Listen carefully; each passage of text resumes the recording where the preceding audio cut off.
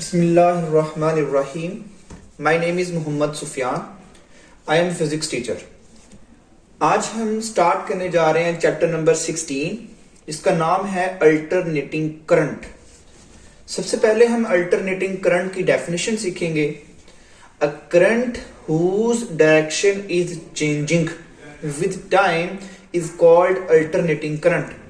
ऐसा करंट जिसकी direction continuously change हो रही हो टाइम के साथ, उससे हम बोलते हैं अल्टरनेटिंग करंट. और अल्टरनेटिंग करंट की जो इक्वेशन है वो है I is equal to I not sine 2πft. अब f को हम टाइम पीरियड से रिप्लेस कर सकते हैं. चूंकि f हमारे पास इक्वल होता है 1/T, तो मैं f की जगह पे 1/T पुट करूंगा तो ये इक्वेशन हमारे पास यूं बन जाएगी. I not sine 2π/T multiply small t. Capital T represent करता है टाइम पीरियड को और स्मॉल t रिप्रेजेंट करता है इंस्टेंटेनियस टाइम को. सपोज करें कि हमारे पास एक सर्किट है जिसमें हमारे पास अल्टरनेटिंग करंट सोर्स लगा हुआ है और साथ एक रेजिस्टर लगा हुआ है जिसे हम लोड बोल रहे हैं. ये हमारे पास इस इक्वेशन का प्लॉट है जो हमने अल्टरनेटिंग करंट जनरेटर के टॉपिक में स्टडी किया था. टाइम हमारे पास 0 से कैपिटल T तक है. इस 0 से कैपिटल T को कैपिटल T तक हम इसको डिफरेंट पार्ट्स में कन्वर्ट कर देते हैं. अगर मैं इस 0 से T का हाफ लूं तो मेरे पास T/2 आता है. अगर 0 और T/2 का हाफ लूं तो मेरे पास T/4 आता है. और अगर मैं T/2 और T का हाफ लूं तो मेरे पास 3T/4 आता है. तो ये हमारे पास बेसिकली इस इक्वेशन का ग्राफ है, इस इक्वेशन का प्लॉट है. अब आप लोग देख रहे हैं कि 0 से T/2 पॉजिटिव हाफ लूप है और T/2 से T नेगेटिव हाफ लूप है. हम इसे पॉजिटिव क्यों कह रहे हैं, हम इसे नेगेटिव क्यों कह रहे हैं, ये अलग बहस है. ये लूप चूंकि एक्स एक्सिस से ऊपर है तो हम इसे पॉजिटिव बोल देते हैं.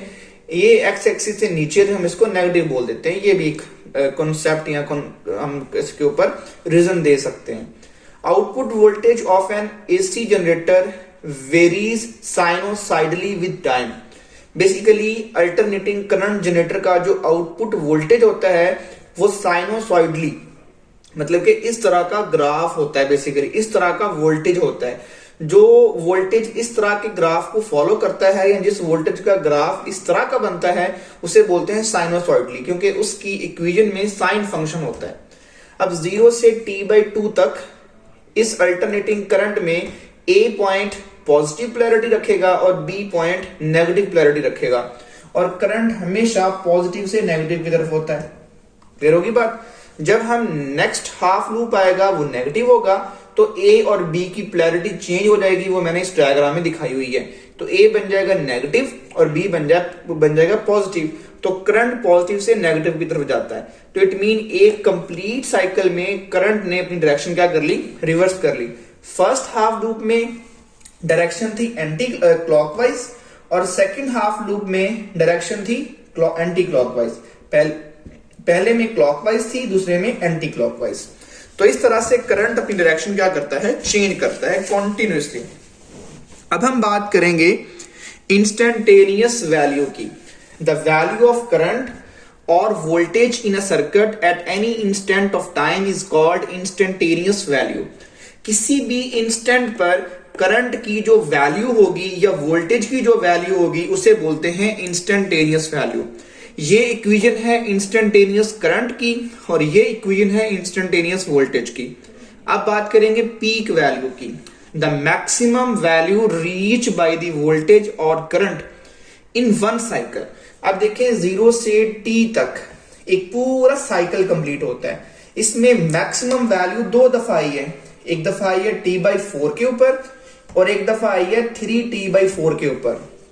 तो एक पूरे साइकिल में इन्होंने 2 दफा मैक्सिमम वैल्यू अटेन की है. इस मैक्सिमम वैल्यू को हम बोलते हैं पीक वैल्यू. नेक्स्ट हमारे पास है peak to peak value. The sum of positive peak and negative peak value is called peak to peak value. ये वैल्यू है पॉजिटिव पीक, ये वैल्यू है negative peak. V0 plus minus V0 plus V0 और minus V0 मतलब कि positive peak value और negative peak value का जो सम होगा उसे बोलते हैं पीक टू पीक वैल्यू. तो VPP is equal to V not plus V not, we get 2 V not. अब आप लोग सोच रहे होंगे कि ये पॉजिटिव V नॉट है, ये नेगेटिव V नॉट है, इनको ऐड करेंगे रिजल्ट तो नेगेटिव आना चाहिए। नेगेटिव नहीं आएगा। नेगेटिव क्यों नहीं आएगा? क्योंकि हम इसकी मैग्नीट्यूड ले रहे हैं, V नॉट की मैग्नीट्यूड और माइनस V नॉट की मैग्नीट्यूड भी V नॉट ही होगी, दोनों को ऐड करेंगे तो 2 V नॉट होगी। अच्छा, अब हम पढ़ेंगे बच्चों और root mean square value. Root mean square value क्या होती है? इसमें 4 वर्ड हैं, बहुत ही इंपॉर्टेंट है, और उसका नीचे एब्रीविएशन भी लिख दिया गया है। R mean root, M mean, S mean square और हैश लगा के मैंने V लिखा है, V वैसे लिखा नहीं होता। तो रूट मीन स्क्वायर वैल्यू। अच्छा, सर्किट में ना हमने अल्टरनेटिंग करंट लगा दिया, साथ हमने कोई लोड लगा दिया और साथ हमने एक ऑर्डिनरी डीसी एमीटर लगा दिया। देखने में ये आया कि डीसी एमीटर ने जो करंट मेजर किया था वो एवरेज था। जब एक साइकिल का एवरेज लिया जाता है ना, इसमें एक पॉजिटिव लूप है, एक नेगेटिव लूप है, उसका एवरेज क्या निकलेगा? 0। तो डीसी मीटर ने करंट 0 ही शो किया, लेकिन देखने में ये आया कि सर्किट के अंदर जो रेजिस्टेंस है उसको मैक्सिमम पावर डिलीवर हो रही है, मतलब कि पावर 0 नहीं है, करंट 0 डीसी एमीटर ने शो किया। इसका मतलब कि डीसी एमीटर में अमेंडमेंट चाहिए, कुछ ना कुछ चेंजेस चाहिए, वो चेंजेस हम इस टॉपिक में पढ़ेंगे। सबसे पहले ये ब्लैक कलर का ग्राफ आपको नजर आ रहा होगा, ये हमारे पास कोई भी अल्टरनेटिंग करंट या अल्टरनेटिंग वोल्टेज का ग्राफ है, तो यहां पर हम ले रहे हैं अल्टरनेटिंग वोल्टेज का ग्राफ। उसके बाद सबसे पहले हमारे पास ये एक ग्राफ तो आ गया, लेकिन हमने देखा कि जब इस ग्राफ का एवरेज लेंगे वो 0 देगा। हमें इस 0 को खत्म करने के लिए सबसे पहले वैल्यू बनाई। वैल्यू कैसे बना लेंगे? इन लूप्स का स्क्वायर कर लें। जब मैं V नॉट का स्क्वायर करूंगा वो बनेगा V नॉट स्क्वायर, मतलब कि वो उसका एम्पलीट्यूड मैक्सिमम हो जाएगा। जब मैं नेगेटिव V नॉट का स्क्वायर लूंगा वो भी प्लस हो जाएगा, लेकिन इनके एम्पलीफाई हो जाएगा, उसकी वैल्यू काफी बढ़ जाएगी। तो ये तो पॉजिटिव था, इसका स्क्वायर भी मैक्सिमम हो जाएगा। तो हमारे पास अब वैल्यू आ गई, एक वैल्यू आई 0, एक value I V not square.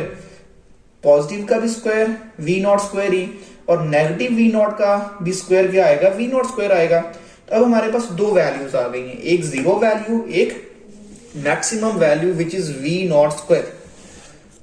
अब इन दोनों वैल्यूज का मैंने क्या लेना है? वैल्यूज मैंने स्क्वायर कर लिया था, अब इन दोनों वैल्यूज का मैंने क्या लेना है? मीन लेना है। देखें, पहले वैल्यूज, फिर उनका स्क्वायर, ठीक है, फिर हम उसका क्या ले लेंगे? मीन। तो मैंने इन दोनों initial value and final value, इन दोनों को मैंने इन दोनों का मीन लिया, 0 plus V not square divide by 2।